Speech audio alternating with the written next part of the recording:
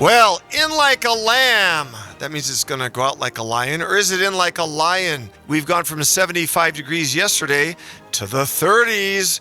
Winter is kind of sort of back here with rain on the pane. But tonight on the plains, you're listening to the Jacobson Group right out of the gate here on Sunday Night Primetime Zone, KOFO 1220. 103.7 FM, your award-winning KOFO Karaming with the #1 country music format and your official licensee, home and away voice of the Kansas City Royals, along with the Ottawa Braves, the Ottawa Cyclones, as we go out to Franklin, Anderson, Lynn, Miami, Osage, Johnson, Douglas counties on the mighty East Central Plains of Kansas. Welcome to our listeners in our capital, where the legislature is convening in Topeka.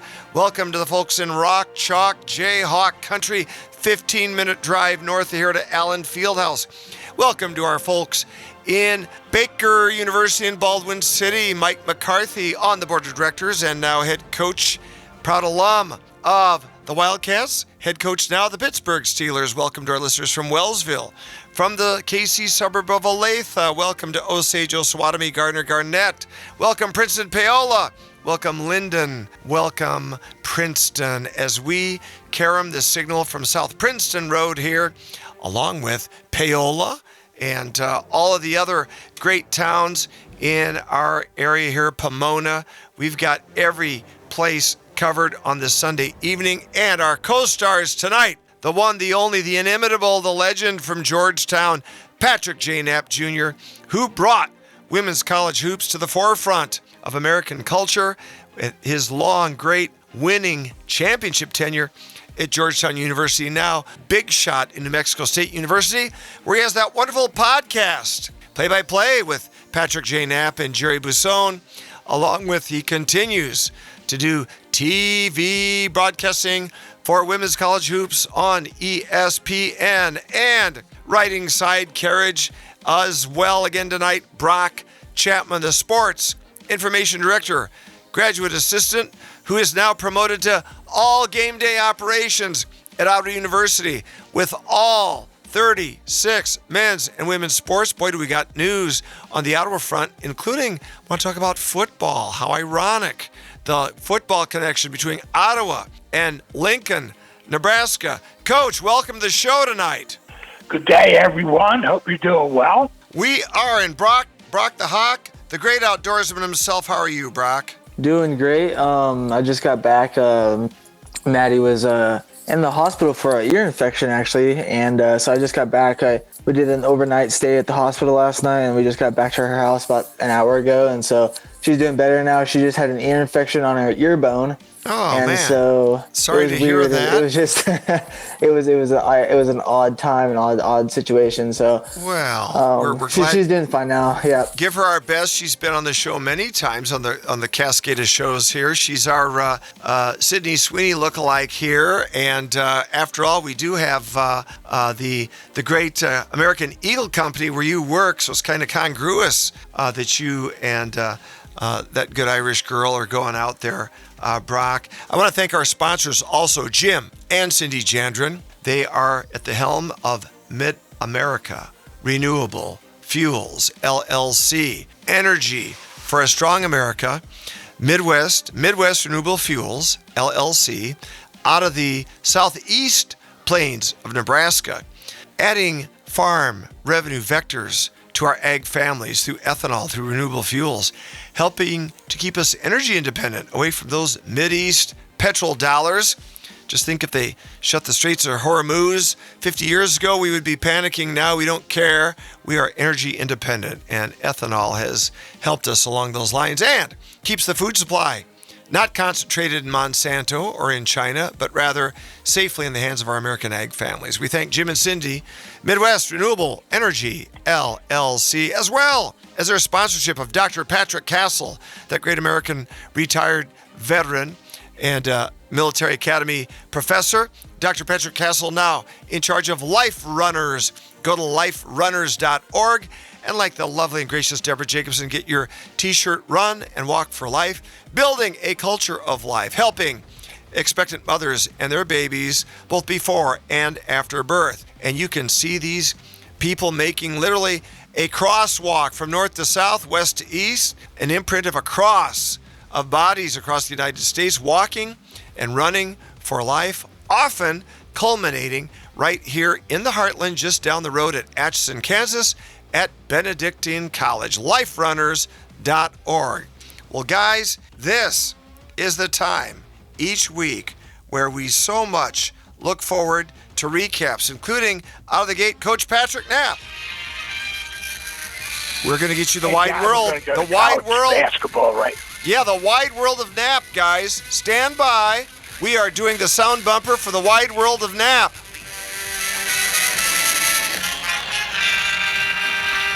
The human drama of athletic competition. This is Patrick Knapp's Wide World of Sports. Coach, take it away. Thank you, sir. John, the college basketball world in Kansas was rocked, and the Jayhawks were chalked as they went down to Arizona and got smoked by 20 yesterday. Ouch, ouch. Daren Peterson did have 24 points, so that was good. Trey White and Mel Council had 13 each. But Kansas was killed on the boards, 48-26, by the big front line of the Wildcats down there in Tucson. Arizona also had 30 points in the paint to Kansas's 20, which is difficult to do when you're looking at Tiller and Bedengue in the paint for the Jayhawks. They usually bode very well and handle things very well in the paint. Arizona had 5 players in double figures, and that was it. 20-point loss. Kansas 21-8, 11-5 in the league, and they're at Arizona State on Tuesday. Finally, not much to talk about in Manhattan, as we know. K-State is 11-18, 2-14 in the league. They're getting a head start on a new coach. I haven't heard any names of note at this time, but they lost 77-68 to TCU. They've lost 3 in a row. 18 turnovers was their killer, and they will play at West Virginia on Tuesday night. I expect them to go down there in Morgantown as well.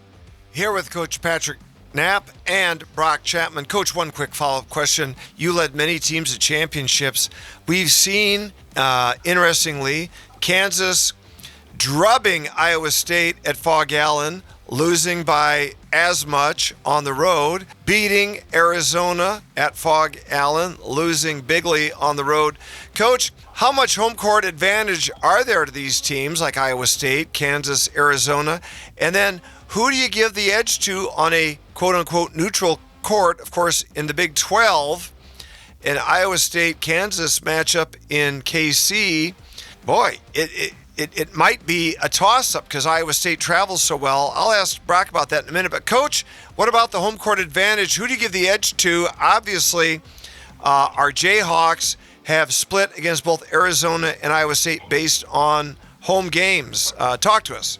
Yeah, well, you're absolutely right. The home court has been infallible for teams like Kansas in particular, Iowa State. But I think the best team in conference on the road has been Texas Tech. They're in second place. They're 12-4. Now, that won't amount to much when they get to Kansas City and in the NCAA tournament. I think the older teams and, of course, the battle-tested teams will prevail. And in the Big 12, I think that's Arizona, Houston, and Iowa State. Texas Tech lost J.T. Toppin a couple weeks ago, but I believe they're 4-1 since they lost him, which is a credit to the staff and the players there. But Arizona, Houston, and Iowa State, to me, will do well in Kansas City and in the NCAA tournament. I don't think Kansas has figured out how to play with, not play through, but play with Daren Peterson yet, and it's getting late. Great takes. Brock, let's bring you in.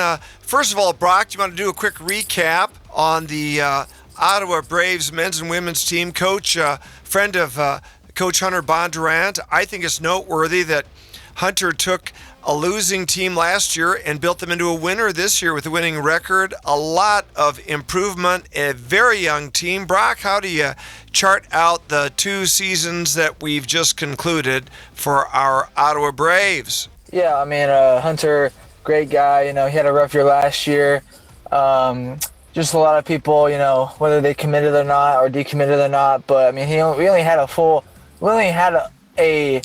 a starting lineup and maybe 5 other. We probably had maybe 1.5 starting lineups last year, and this year we had 2.5 plus starting lineups on average throughout the year. And I mean, yeah, it's all about recruiting. It's all about, you know, getting an assistant coach to be able to recruit as well. And he did that, and that's how, you know, things shaped up for them.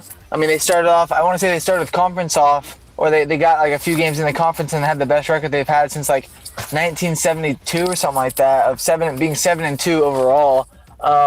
And so I mean, the 2 games that they lost to in the preseason were teams that were Division II teams and other top NAIA. I mean, all of our sports have been turning it around within the last few years. We've had a lot of good coaching staffs come in and hirees and recruits. NAIA is blowing up right now with all sports, really, roughly because of the scholarship buffer. A lot of the schools, like these days, they like D1, D2, and D3. They don't really give out that many scholarships, and NAIA is just taking people in, and that's why I think that all of our sports are doing really well. Now, it does sometimes hurt us when we have coaches that, you know, leave or. So let's pick up that point right now, because I know Coach will want in on this. Brock, we had some electrifying news here involving probably the most rabid college football fan base in the world, that of the Nebraska Cornhuskers, with 404 consecutive sellouts dating back to 1962, who had a women's outdoor volleyball game prelude to one of the home games a year ago, drawing 75,000 fans to the outdoor NCAA women's volleyball game. Brock, you've got some breaking news on a story out of Ottawa involving Big Ten football, albeit women's. Talk to us. Yeah, it's unfortunate for Ottawa because we're losing some great coaches, great people in general, great women. Who are our coaches and where are they going? They were just offered, and then they took the offer to Nebraska Cornhuskers to be the first women's flag football team in Big Ten, I believe. And these are twin Nebraska. sisters. These are the Sauer sisters. What have they done in Ottawa under a unified, no separation of divisions or NAIA? All these teams have been competing in one big hodgepodge for the last 5 to 6 years. What have these sisters done here at Ottawa nationally? Yeah, they've done a lot for us. They came in, you know, flag football was still emerging, and it still is. I mean, there was only like 10 to 12 teams when they first got here. And yeah, when you're, you know, former NFL coaches and players in tackle football for multiple different teams, you're going to get girls from out of state and from all over the country that are going to flock to you because they want to win championships. Obviously, we won 5 in a row since we've been established. 5 consecutive national championships for all divisions right here in Ottawa, Kansas. And you're right, Brock, this is huge. Coach Knapp, you were at the forefront of building women's college basketball. You were literally coaching against Gino Auriemma from UConn in the first nationally televised games for women's hoops. Now look what you guys helped build. You also were able to amplify that from your perch at our nation's capital as they passed Title IX legislation. The senators, the congressmen and women, they're able to take in Georgetown games, John Thompson, Patrick Ewing, your ladies that did a deep dive into the NCAA tournament. Coach, do you think women's flag football can get traction? The Big Ten is going full in, and what would it be like to play in front of 80,000 fans at Memorial Stadium, women's flag football game? That is really a seminal moment for the sport and for these young women if that happens. But let me get this straight. Are you saying that Ottawa has a great flag football team and their best players have transferred to Nebraska? Their two coaches have two. Their players have not transferred yet. Their players have not transferred yet. The coaches have indicated they're going. Brock, what's your take? Yeah. I believe the coaches are saying, hey, don't transfer just because you're going to go Big Ten. They still have to give you scholarships. You still have to prove yourself to be able to go there. And it's a whole different academic and athletic regimen. It's a lot more intense. And I believe, obviously, Ottawa's a small school. We have like 850 students on campus, and I don't know how big Nebraska is. So it's going to be a big shock. Remember, Surprise Arizona's got that many too. And if you throw in Overland Park, we're probably talking 2,000. But you're right, Brock. It is different. But Brock, you've got to think that some of these young ladies are going to go to Lincoln. Oh, I don't doubt they'll transfer. I mean, it's gonna suck because we're gonna be the powerhouse of flag football, and I mean now it's just gonna be like, okay, it's gonna be another rebuilding year, and a lot of our sports are rebuilding, and it sucks, but it's part of life. It's part of that money talk scenario, and I mean NIL is obviously a part of it too. And I mean, me personally, I like NIL for the most part, but name, image, and likeness. But I also do think it is kind of being a detriment these days. I think that I'm glad that some of these girls and some of these guys on Ottawa's campus are not taking a lot from the pot, and they're not really using the NIL to leverage the school. They just are here at Ottawa to play the game, and that's what brought flag football in the first place. There was no money involved in it really. I mean, we had the 49ers, we had the Atlanta Falcons donating money to our program for flag football, donating hundreds of thousands of dollars. I know that for a fact because I was best friends with almost the whole former 4 to 5 time national champions that are from Vegas and Florida and Texas in the northern part of the United States, and they were just coming here because they wanted to make a change and leave a legacy behind, and that's what they did. And so, like we work with the Chiefs. Obviously, we do a lot of halftime stuff with the Chiefs.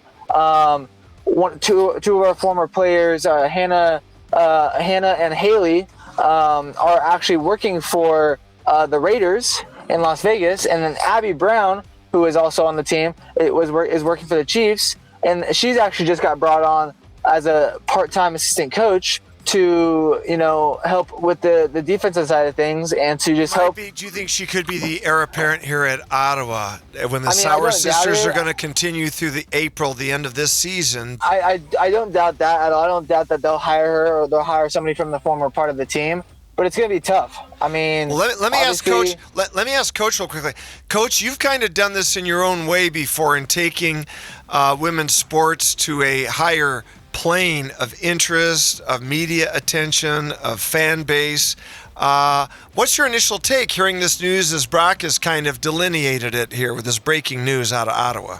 Well, it sounds like Ottawa is the birthplace of women's flag football with a very successful background, and they're being poached. And yep. That's it.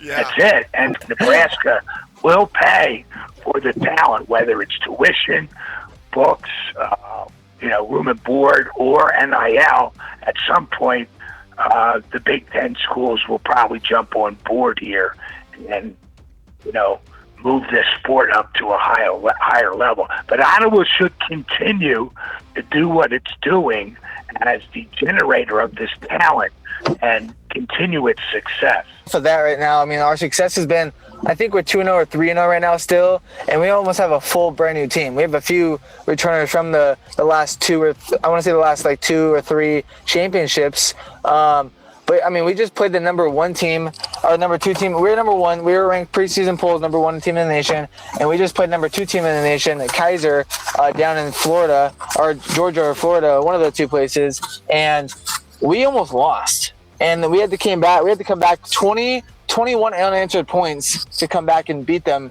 in the fourth quarter. Wow! And we stopped them in the fourth. We stopped them in the fourth, outscoring them 12-0 in the fourth.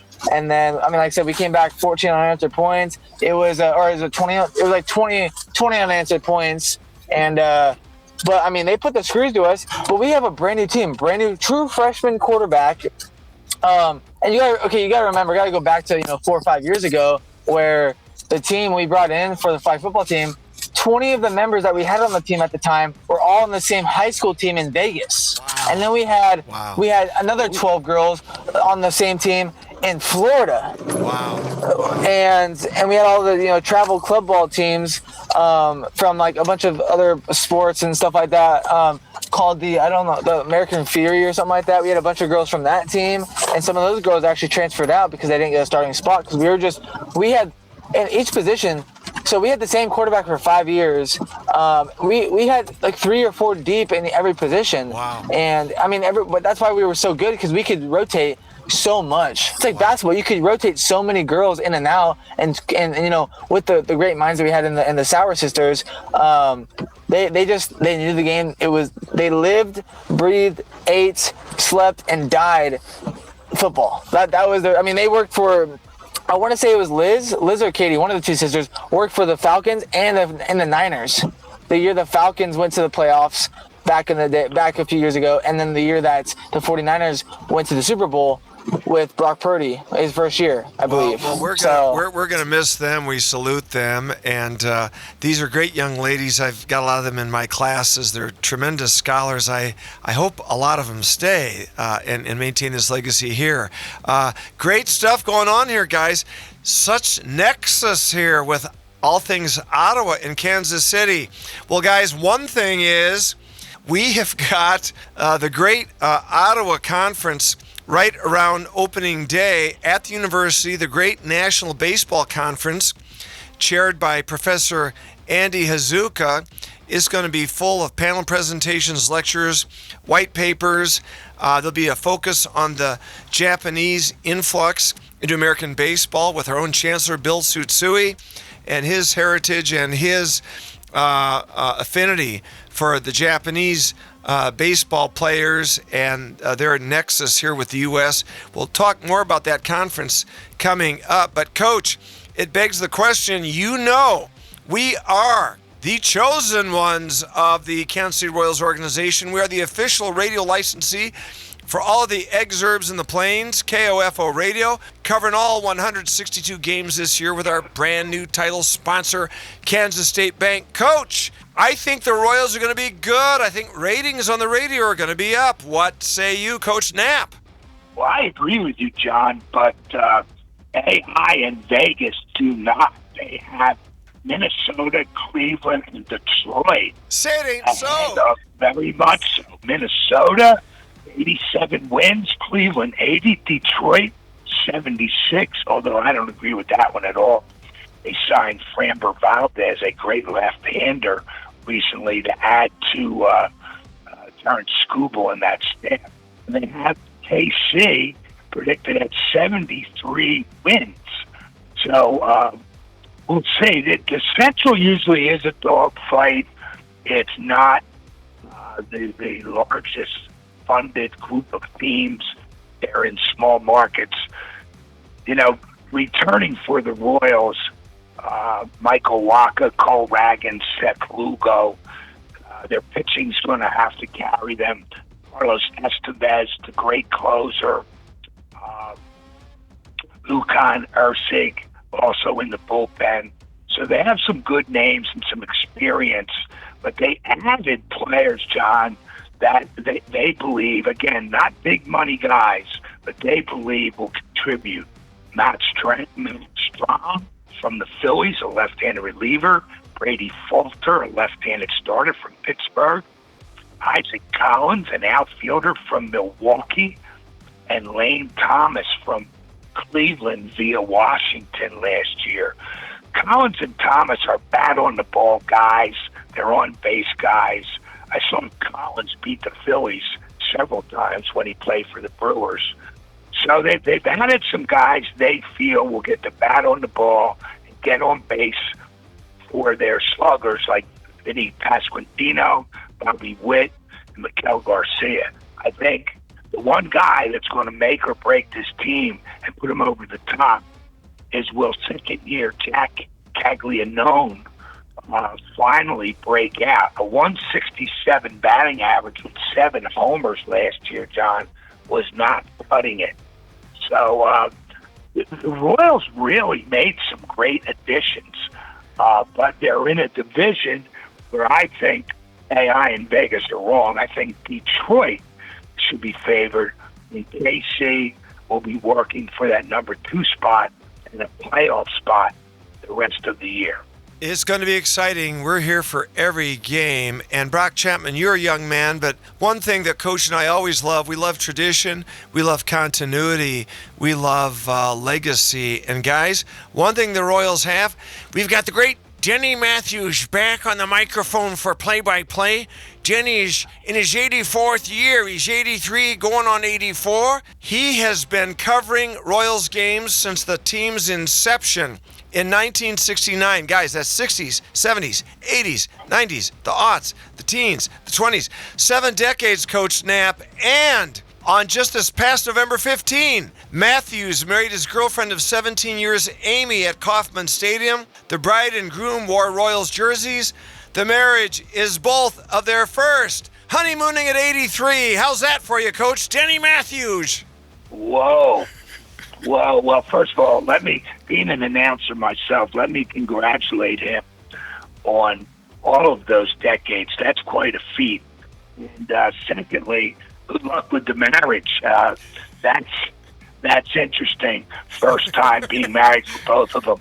But you do need a good partner in older age. Amen. As things pile up. So Indeed. Good luck, Denny. Indeed. Well, Brock, you've done a little bit of broadcasting announcing. You've actually done what I will call wrestling play-by-play. That is a unique talent. You pulled it off on radio. What was that experience like, Brock? Yeah, it was my first time doing it. I mean, I've done it before with you and other people with other sports, and with Blake Griffin, our play-by-play for Braves, and it was kind of crazy because I mean, wrestling is such unorthodox. There's no real flow to it. It just happens, and there's no like timeouts. There's no nothing. It's just you just go, and a match could one person's match could go for 30 seconds, or it could go for 10 to 20 minutes if they go into overtime, and so. It was just really hard to fit all the commercials in. And I had Cody Condy, my other GA as well. He played baseball for Ottawa for 2 years. And, it was really fun because obviously this is my sport. I wrestled for 18 years of my life. I started when I first started. And, doing it was a dream come true because, I mean, I'm an alum from the undergraduate program of the business school for Ottawa. And I'm doing my master's now in business operations. And it was just a kind of a full circle moment where I was at one point wrestling on that mat in the Wilson Fieldhouse. And now I'm watching a match being wrestled where I used to wrestle and calling those matches. And it was just really cool. I mean, and Brock, now that you're no longer on the mat, you did hit a major bellwether that now has 6 digits in it. Talk about your personal achievement from last week. Yeah, so I just recently hit over 100,000 pull-ups in 1 year and 9 days. I'm at 100,001, I believe, and 900 and like something, or not 101. 900 in just over a year. About a year and 11 days or something like that, and. Yeah, I mean it was a struggle, and I got 30,000 to go. Going to 131,000. Kennedy and Pete Hegseth. I did send them an email and a message, but I never got a response back. But that's okay because he's busy beating people with the nutrition side of things for Make America Healthy Again, and he's busy dropping the what on those people, and so but yeah, I mean honestly, I do. I'm looking for sponsors. If anybody if any of you guys know sponsorships or anything like that, obviously I want to try to break a world record here in the future. The world record for pull-ups in 24 hours is 10,001. I think I can get pretty dang close within a few thousand of that. Wow. But I was the last week I was doing 600 and I did 650, 670, and 680 pull-ups in 1 hour. Just under an hour and 10 minutes. Wow. So I was doing, almost 130, roughly 150 every 10 minutes. Brock, the true highlight of your week, however, was watching the State of the Union address in the home of John and Deborah Jacobson. Was that epic? Could we be YouTube gold if we monetized Deb and me?